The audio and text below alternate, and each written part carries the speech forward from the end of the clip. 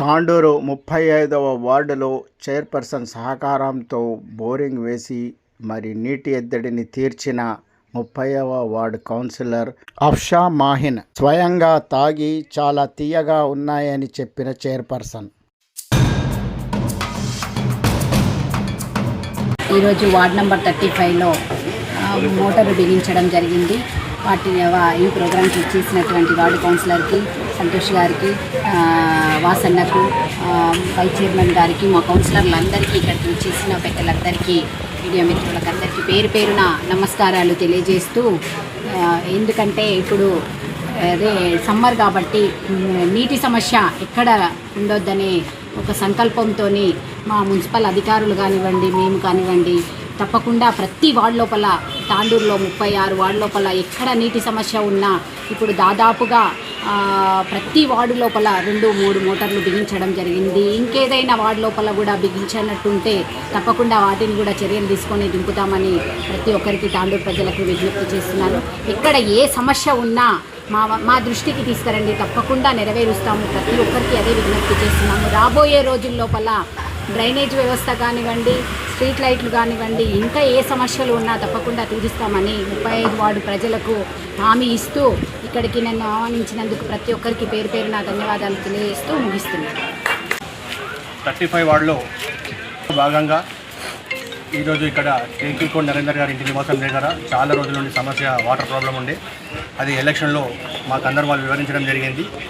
ముఖ్యంగా శ్రద్ధ చూపించి ఈరోజు ఇక్కడికి వచ్చి నిన్ననే స్టార్టర్ అవన్నీ ఫిట్ చేయించేసి, బోర్ కూడా రిపేర్ చేయించేసి అన్నీ సిద్ధం చేసి ఈరోజు ఇక్కడికి ఓపెనింగ్ కార్యక్రమానికి విచ్చేసిన మున్సిపల్ చైర్పర్సన్ నీరజ బాలరెడ్డి గారికి, వైస్ చైర్మన్ రజాక్ గారికి, అలాగే మిగతా కౌన్సిలర్స్ అందరికీ, అలాగే కాలనీ పెద్దలందరికీ, మా వెన్నంట ఉండి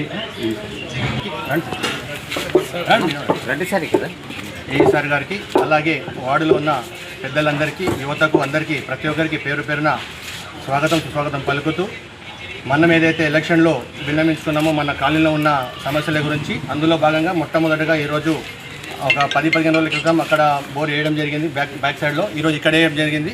మిగతా కూడా ఇంకొక 2-3 బోర్ల సమస్య ఉంది, అది మేడంకు వివరించడం జరిగింది. తప్పకుండా వారం 10 రోజుల్లో కూడా అవి కూడా ఇస్తానని చెప్పి మాట ఇచ్చారు. కాబట్టి మీరు త్వరగా ఇస్తే చాలామంది వాటర్ లేక చాలా సమస్యలతో బాధపడుతున్నారు మేడం.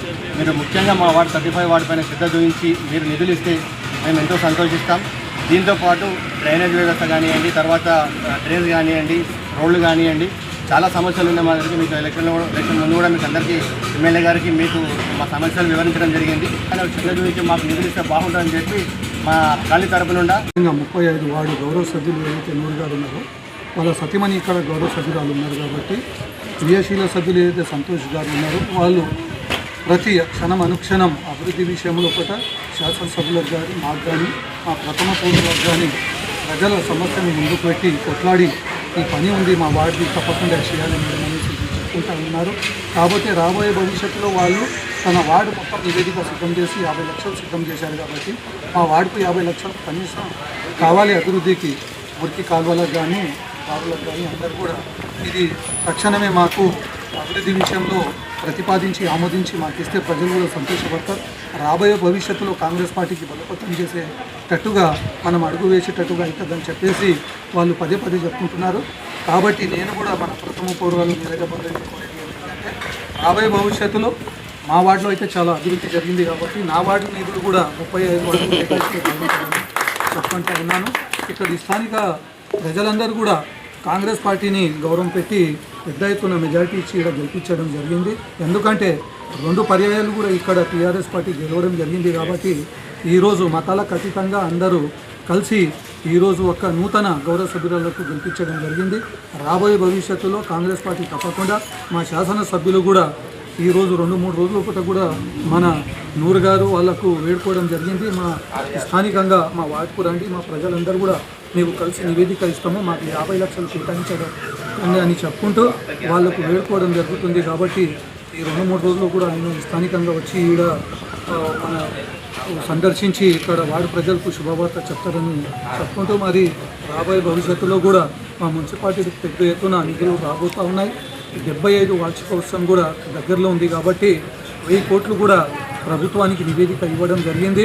రాబోయే రోజుల్లో కాంగ్రెస్ పార్టీ బలోపేతం దిశగా మరి కాంగ్రెస్ పార్టీ ప్రజలకు అందుబాటులో ఉండి పెద్ద ఎత్తున అభివృద్ధి చేస్తుందని చెప్పుకుంటూ ఈ అవకాశం